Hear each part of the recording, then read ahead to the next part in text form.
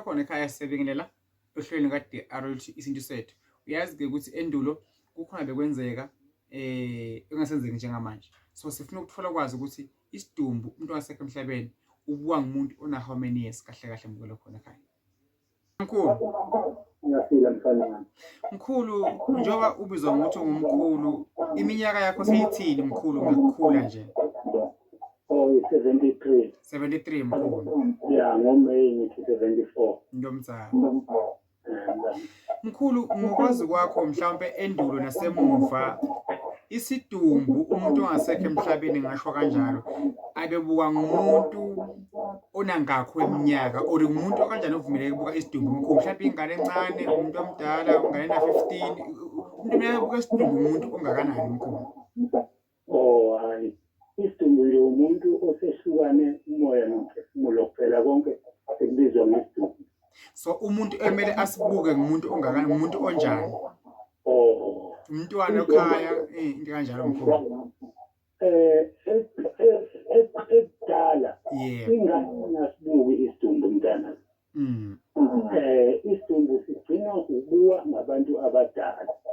Ingane futhi uma kushoniwe la ekhaya ziyakhishwa zihambe uma eseyobekwa umuntu omdala mntana. Yeah. Zingaboni lutho. Azibone ingane. Cha. So kwakwenzela kuthini mkhulu ukuthi ingane ingasibuki isidumbu? Mntanami, Kwakwenzela kuthini ukuthi ingane ingabuki isidumbu mkhulu? kwakwenzela ukuthi ingane akufuneki ibuke umuntu ongasekho emhlabeni. Yilokho nje.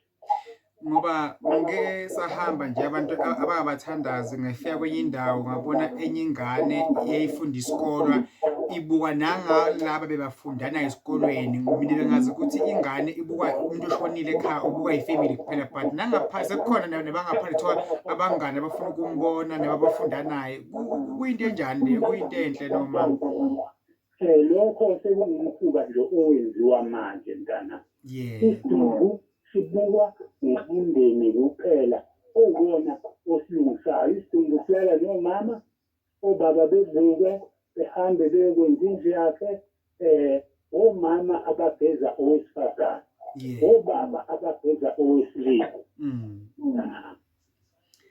Hayi inkosi kubusise mkhulu ukuzwakele mkhulu kulolu daba olumqoka kangaka ngoba sesibuka into eyenzeka emhlabeni wonke umuntu uyabuka isidumbu umncane mdala abasakhethelekile mkhulu. Okwesibili uthola ukuthi ingane seziye emangcwabeni ziyokwengamela indlu yomuntu ongasekho. Into yayingenziwa. Mina uma ngatshela ngina 17 years. Yeah. Bengina 21 years. Ngicala ukubona umuntu ongasekho ebhinoni lapha eWhiteville ebulewe. Ngina 21 years. Ngingamazi umuntu osedlulile emhlabeni kufanele.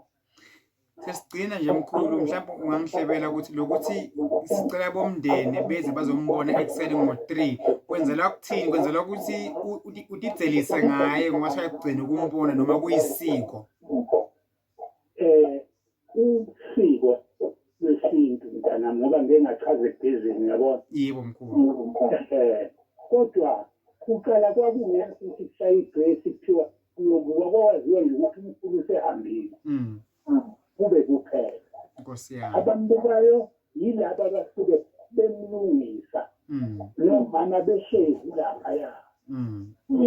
Obaba bahleli laphaya omama bayamlungisa bayamthatha obaba bamfaka endlini yakhe yokugcina bayamthatha baphuma naye.